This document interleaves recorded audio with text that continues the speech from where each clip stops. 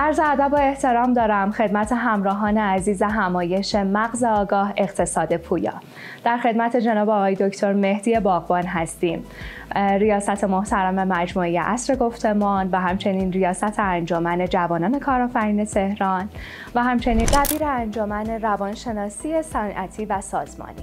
در خدمت ایشون هستیم. لطفاً در ادامه مصاحبه همراه ما باشید. بگم بعد نزدیک 50,000 نفر رو به صورت حضوری در دانشگاه تهران و تربیت مدرس و علامه پیش ما در واقع دوره‌های مختلفی رو اومدن و دوره گذروندن و یکی از افتخاراتم واقعا اینه که تو این 15 سال گذشته در دانشگاه تهران مخصوصا خب خیلی کارهای زیادی انجام دادم. حالا باز اگه فکر کردید با این میشه کار کرد، با این میشه و من 7000 مدیر رو من واژه رو به ذهنم رسید.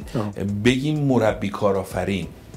آره میشه. الان اینجا اینطوری بگیم عزیزان بیننده، این صحبت رو شنیدید، این گفتگو رو، حالا چون دوربین ضبط بود و دوستان داشتن زحمت میکشتن ضبط میکردن، این گفتگو رو شنیدید، متوجه شدید با کی طرفیم؟ یک نخبه، یک کارآفرین و کسی که مربی کارآفرین هاست، کسی که در حوزه کارآفرینی فرمودید چند هزار تا؟ 15,000 تا؟ 50,000 نفر رو 50,000 نفر رو ایشون براشون جلسه و دوره داشتن و از این تعداد مطمئناً تعداد زیادشون کارآفرین شدن و تونستن در حوزه کارآفرینی وارد بشن. به تعبیر یکی از دوستان خوبم مهدی ذوالفقاری، بیایم عنوان مربی کارآفرین رو بذاریم برای این بزرگوار جناب آقای باغبان. خدمت شما سلام مجدد عرض می‌کنم. آغاز کلام، البته که خب این گفتگوی اولمون رو بچه‌ها ضبط کردن، آغاز کلام بفرمایید با بینندگان. خواهش می‌کنم. من هم عرض سلام دارم خدمت شما و همه بینندگان عزیز. یه چیزی رو بگم که شاید خیلی جا نگفته باشم. من لیسانس شیمی خوندم و حالم بسیار بد بود و به لحاظ انگیزشی بسیار پایین بودم، معدلم خیلی پایین بود، افسردگی و همه چیز. و بعد تصمیمم بر این شد که بیام و در مسیری که علاقه‌مند هستم و هم میگفتن خب تو نمیتونی و نمیشه. خب من اومدم در حوزه مدیریت، خب اونجا در واقع رتبه شدم توی مدیریت و اونجا تازه فهمیدم که من تازه وارد مسیر اصلی قرار گرفتم. مجددا رفتم روانشناسی خوندم، رتبه 8 روانشناسی شدم و اینجا تازه جایی بود که من حس کردم که در مسیر اصلی. یه نکته خیلی جالبی خدمت شما عرض بکنم. از هر 10 نفر در ایران 7 نفر در رشته که درس خوندن کار نمیکنن. یعنی گویا ما در واقع داریم سرمایه‌های مملکت رو حروم میکنیم و در واقع هدر میدیم. و چرا؟ چون افراد در مسیری که براش در واقع آفریده شدن، معنای زندگیشون رو میتونن کشف بکنن، ما افراد رو تو مسیر قرار نمیدیم. یکیش من و خب من یک جایی با جسارت، با اینکه میدونستم حتما دوچار چالش میشم، مسیرم رو عوض کردم. ولی خیلی‌ها میرن. من با خیلی‌ها در کشور، خب من بحث ارزیابی و توسعه مدیران رو در 92 تا شرکت و سازمان‌های بزرگ و کوچک کشور داشتم. بعضی وقتا میشه با یه آدمی، مثلا یادم نمیره، با یه آدمی در یک سازمانی صحبت میکردم، 34 سال در این سازمان کار کرده بود. میگم من از سال اول فهمیدم به درد این کار نمیخورم، ولی هیچ وقت جسارت این که برم دنبال اون کاری که علاقه‌مند بودم اون نداشتم و 34 سال ادامه داده بود. 34 سال عمرش از دست داد. و خب به واسطه این شما وارد فضای روانشناسی صنعتی شدی، روانشناسی صنعتی سازمانی. بیت این گفتگوهایی که انجام دادید، چه نقشی میتونه این روانشناسی داشته باشه در فضای کار و کارآفرینی و چه کمکی میتونه بکنه به کارآفرینان ما به ویژه؟ حالا بحث کار که بحثی است که مطمئنا یه سری افراد میتونن جایگاه خودشون متوجه بشن، ولی چه کمکی به کارآفرینان میتونه داشته؟ ببینید، اگر یه کارآفرین، اولا اینکه همه باید کارآفرین بشن، پاسخش حتما منفیه. بعضی باید کارمند بشن و این فضای کارآفرینی که در کشورمون چند سالی خیلی در واقع باب شده، واقعیتش اینه که خیلی باید کارمند باشن. بعضی‌ها با توجه به ویژگی‌های شخصی و شخصیتی و شرایطی که براشون مهیاست کارآفرین میشن. شما دقت کنید خیلی از افراد میرن در فضای کارآفرینی قرار میگیرن، کارآفرینی هم میکنن، ولی در نهایت میبینیم با شکست مواجه میشن، دوباره برمیگردن به کار کارمندی و اینا تعدادشون خیلی زیاده. مثل کلی رستورانی که ما این رستوران هایی که زدن ورشکست شدن ما نمیبینیم، اون رستورانی میبینیم که جلو صف کشیده شده و تعداد زیادی از اینا واقعا در این فضا هستن. اما در رابطه با اینکه چه نقشی روانشناسی داره در فضای کارآفرینی، ببین اگر من بتوانم خودم رو و ویژگی هام رو و شخصیتم رو بشناسم، قطعا میتونم بفهمم در چه فضایی باید ادامه بدم و چه فضایی نیازمند کمکم. بذارید براتون یه مثال بزنم. ببین امروز من میدونم کار با عدد رقم در من ضعیفه. من خیلی خوب میتونم فرد رو بیارم، بهش انگیزه بدم، بشناسمش، تشخیص بدم این فرد به درد چه کاری میخوره. ولی آیا من میتوانم مثلا یه حسابدار خوب بشم؟ آیا من میتونم شرایط مالی مجموعه خودم رو جمع بکنم؟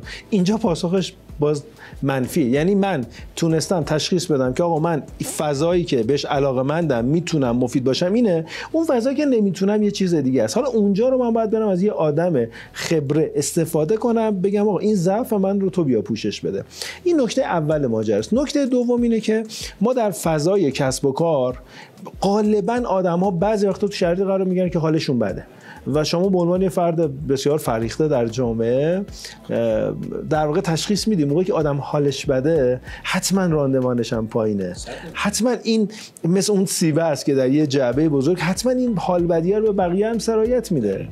و پس گام اول منی که خودم رو بشناسم، بدونم تو چه مسیری باید برم. و حالا واقعا میگم 60-70% اینجاست. من تو مسیر خودم اگر قرار بگیرم احتمالاً حالم خوبه، یعنی جایی که دوست دارم با علاقه میرم. من ببین من یک کتاب، یه آقایی هست به اسم آقای میهای چیکسنتمیهای. ایشون خب استاد آقای کال نیوپورت بوده، استاد آقای مارتین سلیگمن رئیس انجمن روانشناسی آمریکاست. خب اونجا بالاخره خیلی متفاوت، یعنی به کسی واقعا رئیس میشه که خیلی بار علمیش بالا باشه. این آقای میهای چیکسنتمیهای نزدیک 60 سال از عمرش رو رفته رو شادمانی و رو ناراحتی آدم کار کرده و دیده شما زمانی که در یک کاری که بهش علاقه‌مندی وارد اون کار میشی، اصطلاحاً بهش میگه فلو، میگه این آدم غرق در کار میشه تا جایی که شما گذر زمان رو حس نمی‌کنی.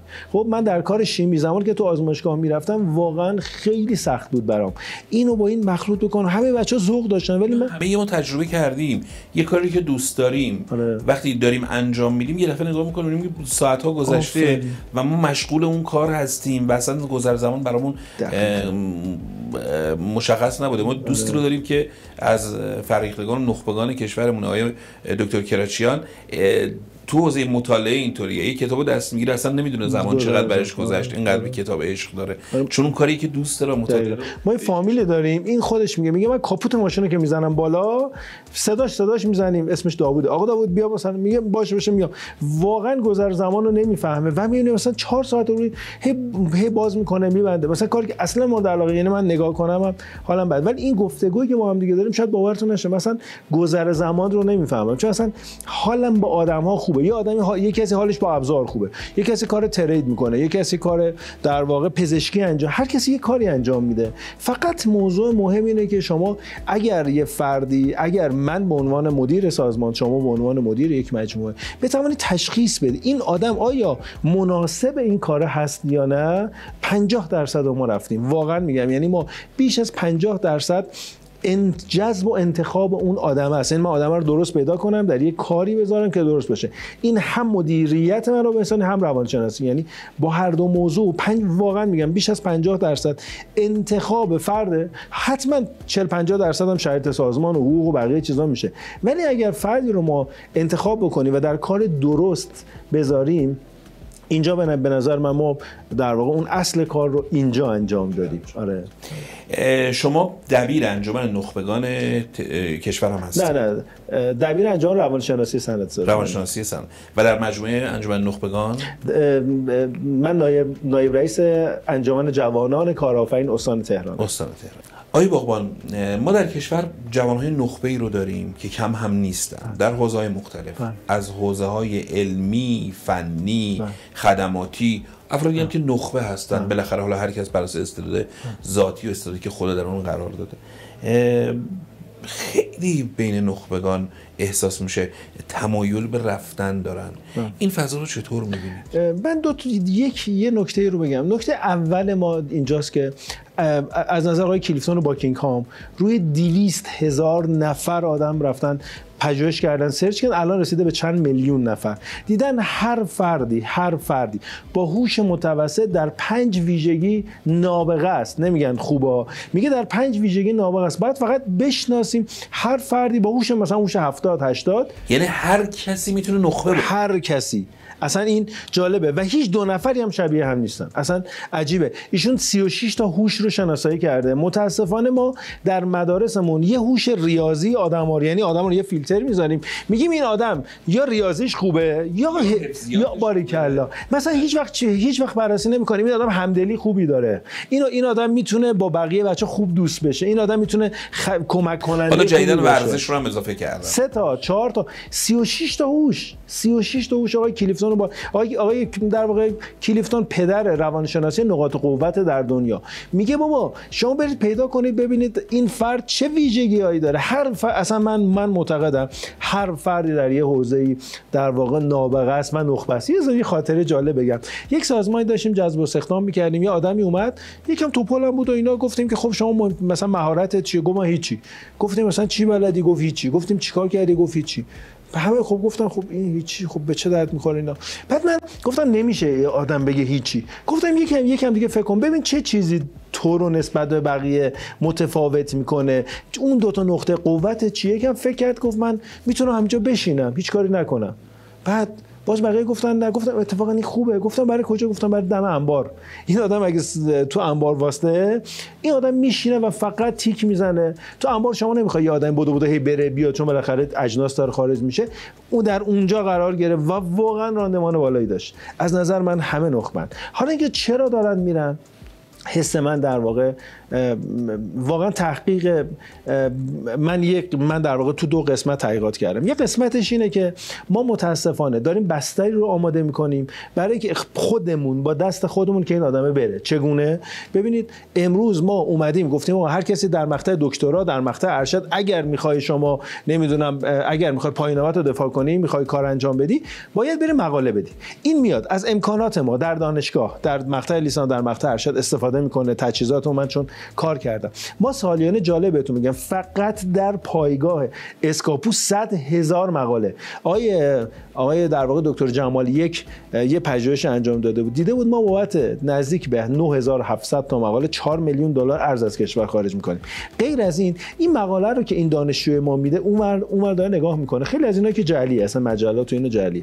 اونایی هم که واقعی دانشجو رو نگاه میکنن میگن آها این به درد ما میخوره.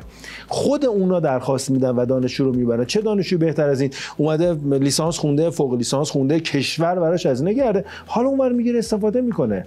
اون میفهمه. نکته دومش این فضای یأس و ناامیدیه که به نظر من در جامعه در خیلی از جاها هست و نکته سومش اینه که خیلی از بچه‌ها که میرن برمیگردن چون فکر می‌کنن مثلا اونور خیلی خبریه، فکر می‌کنن اونور در واقع برن همه چی احتمالاً خوبه. ولی جالبه، من یه پژوهش رو انجام دادم، دیدم مثلا خیلی از کشورهای اروپا و آمریکا اصلا در رشته‌های مدیریت دانشجو نمیگیرن. شما نگاه کنید در رشته فنی میگیرن، فنی بیشترین. یعنی شما نگاه کنید، من چند روز پیش با یه آدمی در واقع مصاحبه داشتم، میگفت کلاس ما تو مهندسی شیمی تو دانشگاه شریف از ورودیمون از 110 نفر فکر کنم میگفت 7 نفر داخل کشور موندیم.